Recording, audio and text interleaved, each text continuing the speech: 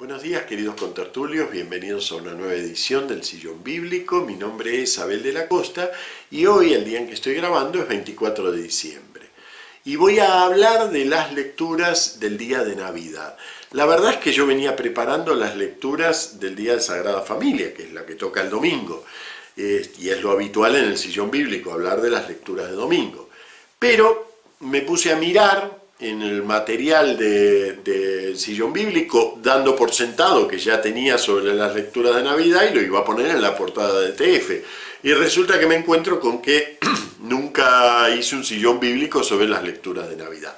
Así que me parece de justicia y de lógica tomar esto, aunque desplacemos por este año otra vez el Sagrada Familia. Bueno, las lecturas de las misas de Navidad son idénticas todos los años, pero no son un solo juego de lecturas, por eso digo las misas de Navidad, sino que abarcan un conjunto de 3 misas. La misa del gallo, la misa de la medianoche, bueno, aunque ya no se celebra en medianoche, se siguen usando estas mismas lecturas, la misa del gallo, la misa de la aurora, en las parroquias donde hay varias misas, generalmente la primera, que es a la mañana, aunque no sea la aurora, se utilizan los textos de la misa de la aurora.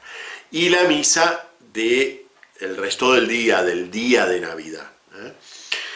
Esos 3 conjuntos de lecturas no van sueltos, sino que llevan una cierta articulación entre ellos.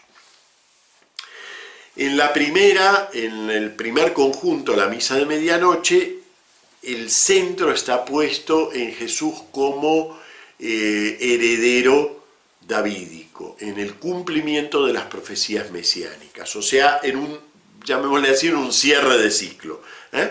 Con la misa de la medianoche se quiere celebrar que en Jesús llega a su término un cumplimiento. La misa de la aurora tiene un carácter un poquito distinto. Con la misa de la aurora se celebra más bien esta apertura, este llamado a todos los hombres que se produce en Jesús. ¿Ven? Es como si cerráramos en la medianoche, pero volvemos a abrir el foco en la misa de la aurora. Y en la misa del día, con su evangelio tan peculiar que es el prólogo del Evangelio de Juan, el capítulo 1, en la misa del día lo que tenemos como centro es la identidad profunda de Jesús. Es decir, ¿quién es realmente este Jesús? Y entonces, si las miramos en secuencia, estos 3 conjuntos, resulta que hacemos en un solo día todo el camino de revelación de Jesús. Desde que así además lo ha descubierto la Iglesia a Jesús. Desde Jesús como cumplimiento de promesas hasta Jesús como novedad absoluta, como as en la manga de la actuación de Dios. Novedad absoluta porque lo que precisamente trata de mostrar el prólogo del Evangelio de Juan es que lo que ocurre en Jesús es algo que no podía estar previsto, sino que es una verdadera novedad en la actuación de Dios. Bueno, muy bien, vamos a empezar entonces con el primer conjunto de lecturas. El primer conjunto, el de la misa de medianoche, comienza con un poema del primer Isaías, o sea, Isaías capítulo 9.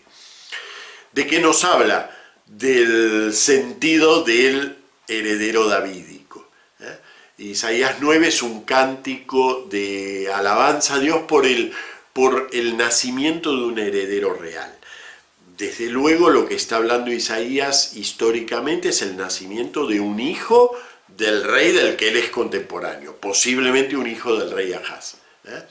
Es decir, posiblemente esté hablando del futuro rey Ezequías.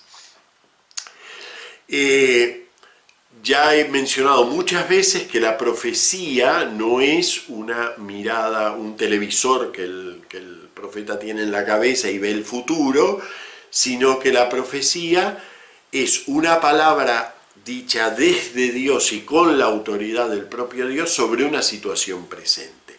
Entonces, frente a un Judá que está viendo cómo el reino del norte, su reino hermano, digamos, está a punto de caer y cae, cómo todo el entorno está cayendo bajo la bota asiria. Claro, Judá dice, ¿dónde está este Dios que prometió la estabilidad a la dinastía de David? ¿Dónde aparece este Dios? Si resulta que todo está cayendo alrededor y si resulta que nosotros tampoco tenemos mucha chance de resistir. Bueno, nace el heredero real y entonces a través de ese nacimiento, ya a través del embarazo de la princesa, había Isaías cantado la necesidad de que Judá crea de verdad en el Dios con nosotros, en el Emanuel, en el Dios con nosotros. Dios está realmente con nosotros.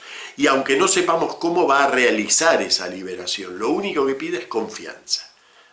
Y entonces en el capítulo 9, luego de haber cantado la futura venida del Emanuel, en el capítulo 9 anuncia el nacimiento del heredero. Por supuesto, él se refiere al heredero davídico de su época. Pero como ocurre con todas estas profecías, puesto que no son palabras de un poeta particular que se sienta en su casa a escribir una poesía, sino que son palabras del propio Dios, están abiertas a un sentido que el propio profeta no puede ver con claridad. Están abiertas a. Esa apertura es lo que va llevando a lo largo del tiempo a que sean recogidas como palabras a cumplir. Cumplir es un verbo específico del vocabulario, digamos, bíblico y en particular del Nuevo Testamento, que significa llenarse por completo. Cumplir, completo, ven que es la misma raíz. Bueno, esa raíz es griega. Llenarse por completo. En ese sentido, el nacimiento de Jesús completa aquello que había quedado como sentido abierto en la profecía de Isaías. ¿Y por qué como sentido abierto? Porque todos los herederos reales que pudieran realizar Isaías 9, todos nacen y mueren. Solamente aquel que viene a nacer a una vida que va a ser nueva y para siempre, solamente ese puede ser el que cumple realmente la profecía. Eso canta la primera lectura tal como la leemos nosotros. Bien. La primera lectura de la Misa de la Aurora, como les dije, la Misa de la Aurora trata de la apertura completa de cerró el foco del cumplimiento y ahora abre el foco de la aplicación de ese cumplimiento, como eso se refiere a todos los hombres. Entonces, la Misa de la Aurora nos cuenta, por ejemplo, cómo los pastores encuentran al niño, ¿no? Luego de haber contado el nacimiento y el anuncio, en la Misa de medianoche nos cuenta cómo los pastores encuentran al niño, ¿no? Ven que la Misa de la Aurora apunta a eso, a ese anuncio que llega a todos los hombres. Correspondientemente, la primera lectura es una lectura del tercer Isaías, casi del final del libro. La otra era casi del inicio, ahora es casi del final del libro, Isaías 62, que nos habla de esa apertura a todos los hombres que va a tener el anuncio del Señor, ¿no? El Señor hace oír esto hasta el confín de la tierra. Decida la hija de Sión, mira a tu Salvador que llega. Hasta el confín de la tierra. Esa apertura total a todos los seres humanos para anunciarles el nacimiento del Salvador es algo peculiar del libro de Isaías. Y yo les diría que es una perla dentro del Antiguo Testamento que queda envasada hasta que se comprenda realmente ese anuncio a todos los hombres como un anuncio en el cual el propio Dios está comprometido. Ese llamado a todos los hombres no es algo que se realice en el Antiguo Testamento, es algo que queda escondidito ahí y recién en Jesús nos damos cuenta que Él mismo a lo largo de su vida va a ir llevando esa apertura hacia todos los hombres. Y va a dar, digamos, el mandato a su iglesia de que ese anuncio sea efectivamente hacia todos los seres humanos, cosa que todavía nos falta hacer. Bueno, luego vemos el tercer juego de lecturas, pero vemos cómo se articulan ya primero y segundo. ¿Qué pasa con la segunda lectura? La segunda lectura, en los dos casos, tanto en misa de medianoche como en misa de la aurora, están tomadas de la pequeña epístola a Tito, una epístola pastoral, bastante tardía ya, la iglesia está organizada, y bueno, es una epístola pseudoepigráfica, es decir, que está en el nombre de Pablo, pero no son propiamente, estas epístolas pastorales no son propiamente escritas por Pablo, son pseudoepigráficas, entonces ya suponen toda una religiosidad cristiana que ha surgido. Y en esa religiosidad cristiana rescata la epístola a Tito aspectos esenciales de esa religiosidad, ¿no? ¿Y cuál es la palabra que se repite entre las dos lecturas? La palabra que se repite es gracia. El nacimiento de Jesús es un acontecimiento de gracia. ¿Qué quiere decir de gracia? Quiere decir que es algo gratuito y que es iniciativa del propio Dios. No depende de la iniciativa humana, depende de la iniciativa divina. Y por lo tanto, nuestra mirada hacia el nacimiento de Jesús es una mirada que conforma una respuesta a Dios. No es un llamado, es una respuesta. No es un pedido, es una alabanza. ¿Ven? Las misas de Navidad tienen esa impronta. La impronta de destacar el acontecimiento de gracia de la acción de Dios, el acontecimiento gratuito de la acción divina. Esa es segunda lectura. Y vamos a ver un poquito los evangelios de estas dos misas antes de abocarnos a la misa del día. Los evangelios son primera y segunda parte del mismo evangelio del nacimiento de San Lucas, ¿no? Es decir, tenemos en la primera misa, en la de medianoche, tenemos el nacimiento en sí de Jesús, que es de una sobriedad asombrosa. Lamentablemente, claro, andando el tiempo, nosotros no imaginamos o nos parece lógico que San Lucas esté contando simplemente lo que ocurrió. Pero San Lucas está ubicado hacia los años 70, 80, ¿sí? Y el nacimiento está en el 6 antes de nuestra era, ¿verdad? Entonces, en toda esa distancia no hay una narración de lo que ocurrió. En realidad, como es bastante lógico por otro lado, ya que Jesús se vuelve importante gracias a la Pascua, ¿no? Entonces, como es bastante lógico, así como uno, por más que se acuerda de cosas de la infancia, pero son retazos de recuerdos, no nos podemos acordar del detalle, nos acordamos del significado de las cosas, no nos acordamos de las anécdotas, digamos, triviales, cotidianas, nos acordamos del significado de esas anécdotas. Muchas veces incluso las revestimos de realidades que a lo mejor no pasaron literalmente. Bueno, esos mismos son los relatos de nacimiento de Jesús.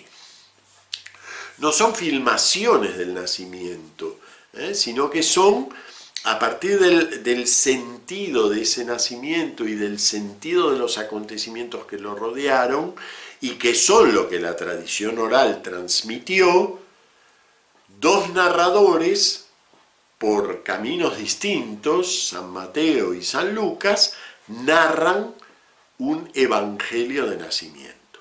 Es más evangelio que de nacimiento.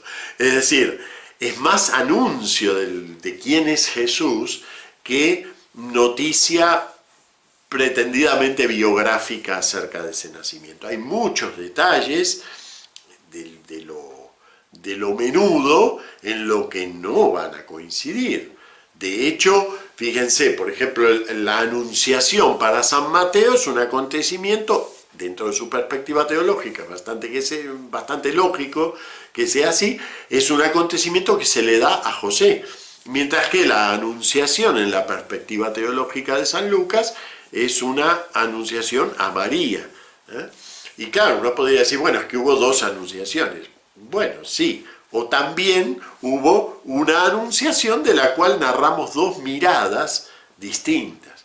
Y dos miradas que las dos son miradas literarias y teológicas. Bueno, imposible en un sillón bíblico abarcar todas las diferencias entre los dos relatos, ¿no? Pero hay que reconocer que el relato de San Lucas llega a una esencialidad sobre el valor de ese nacimiento que es lógico que haya terminado siendo la base de nuestra narración del nacimiento, tal como luego lo representamos en el Belén y en las tradiciones populares en torno al nacimiento. Ahora fíjense lo sobrio que es el relato, ¿no? Luego la tradición va a ampliar esto, ¿no? Pero por ejemplo, mientras estaba allí le llegó el tiempo del parto, dio a luz a su hijo primogénito, lo envolvió en pañales y lo acostó en un pesebre, porque no tenían sitio en la posada. Y eso es todo lo que dice. Luego vendrán los cantos de posada, en donde vemos cómo la Virgen y José van buscando posada y todos le dicen que no. En fin, podemos hacer la hermosa peregrinación de la misa criolla de Ariel Ramírez, ¿no? Un canto precioso, un poema precioso para contar cómo van llegando a Belén, ¿no? Bueno, todo eso no está en el relato. Es muy lindo y es muy valioso, así como ponemos el buey y la mula en el Belén para evocar ese verso isaiano, conoce el asno, el pesebre de su dueño, pero Israel no me conoce, evocamos un verso de Isaías a través de estas dos figuras. Pero tenemos que saber que eso no está en el relato. ¿Por qué? Porque si no empezamos a sobrecargar biográficamente los relatos y nos perdemos aquello por lo que fueron contados, que fueron contados para transmitirnos un preciso sentido de quién es este que nace. Y claro, lo primero que dicen estos relatos son dos cosas. Una, que el nacimiento es iniciativa divina, preanunciada, y preanunciada de manera directa, es decir, es el Señor mismo a través de un ángel que anuncia ese nacimiento. No es algo más o menos inscrito no, es anuncio. Entonces, iniciativa divina, pero también es encadenamiento causal de la historia humana. El ángel le anuncia a María, mira, vas a tener un hijo, ¿y cómo va a ser eso?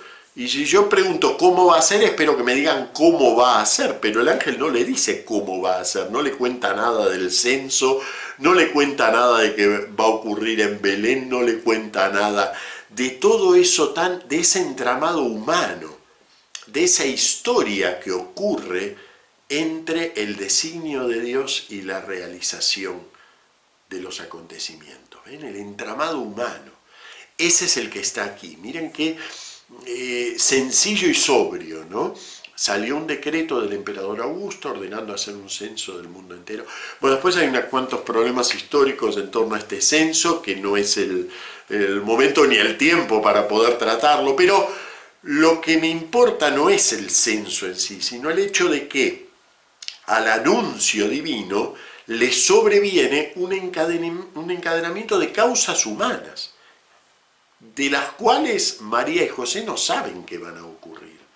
Ellos van viviendo su historia y en esa historia se está realizando el anuncio. Y confluyen en este verso, ¿no? Y mientras estaba allí le llegó el tiempo del parto y dio a luz a su hijo primogénito. La palabra primogénito aquí tiene un sentido técnico, es decir, no indica que necesariamente venga otro hijo después.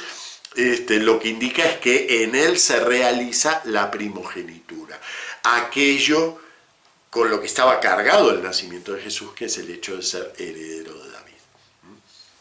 Bueno, ven, fíjense la sobriedad de este relato, que conjuga algo que nos cuesta conjugar, que es que Dios está realizando su palabra en nosotros, pero también están ocurriendo acontecimientos históricos que no tienen por qué estar ni anunciados ni minuciosamente previstos en el obrar divino. El obrar divino va realizándose a través de los acontecimientos históricos, también en nuestra vida, También Dios nos está salvando en los vericuetos de una historia que es cambiante. De repente el emperador se levantó con ganas de hacer un censo. Bueno, pues el nacimiento davídico de Jesús va a estar incluido en esa voluntad tan humana de hacer el censo. Bueno, eso mismo pasa en nuestra vida, continuamente. Dios está realizando su designio a través de acontecimientos banales. Bueno, muy bien. Y luego, en esa misma misa leemos el anuncio a los pastores.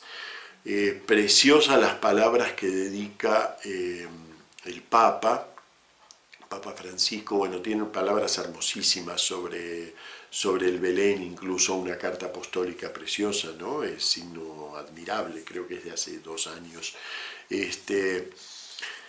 Y tanto en la catequesis de este miércoles como en las palabras a los miembros de la curia de ayer, dedicó mucho a esta cuestión de los pastores y al hecho de que estos pastores representan, digamos, la humanidad que por un lado busca a Dios, pero por el otro lado está abierta a la absoluta novedad de la actuación divina, ¿no? Es decir, una cosa es que yo busco a Dios, pero tengo que estar abierto a que Dios va a obrar a su manera, no a mi manera. No va a cumplir mi expectativa, va a cumplir por encima de mi expectativa. Eso es lo que resulta en estas figuras de los pastores, ¿no? Se dejan evangelizar por los ángeles, es decir, reciben el anuncio como anuncio gozoso y novedoso de la acción de Dios, y se ponen en camino. Recuerdan que cuando la Virgen recibe el anuncio se pone en camino hacia Jerusalén, hacia las montañas de Judá. Lo mismo pasa aquí, los pastores reciben el anuncio y se ponen en camino, no solo para verificar el anuncio, sino también para transmitirlo, para contarlo a los demás. Bueno, muy bien, ese ponerse en camino es lo que leemos precisamente en la misa de la aurora. Nuevamente, ven la articulación, ¿no? Del Dios que anuncia al Dios que es anunciado, de la profecía que se cumple a la profecía que se abre a toda la humanidad. Lo mismo pasa entonces en el Evangelio, ¿no? Del Evangelio que cumple un anuncio de Dios, Evangelio de medianoche, a un anuncio que se hace a todos los hombres a través de los pastores. Entonces, cuando los ángeles los dejaron y subieron al cielo, los pastores decían, vayamos derechos a Belén, fueron corriendo y al verlo contaron lo que les había dicho de aquel niño. Al verlo lo contaron. Es el camino mismo del Evangelio. En realidad no hay diferencia entre recibir el anuncio y darlo. Realmente sabemos que estamos recibiendo el anuncio de Dios porque lo damos. Recibir y dar son las dos caras de un mismo proceso. Los pastores se volvieron dando gloria y alabanza a Dios por lo que habían visto y oído. Todo como les habían dicho. Bueno, y llegamos así a la misa del día. La misa del día podemos decir que es mistérica. Si las otras son, vamos a llamarlo de algún modo, fenoménicas, se dedican al fenómeno de la recepción de la promesa divina y de la transmisión a la humanidad. Estas son, la misa del día es mistérica, es decir, trabaja, se articula sobre penetrar en profundidad en el significado de Jesús.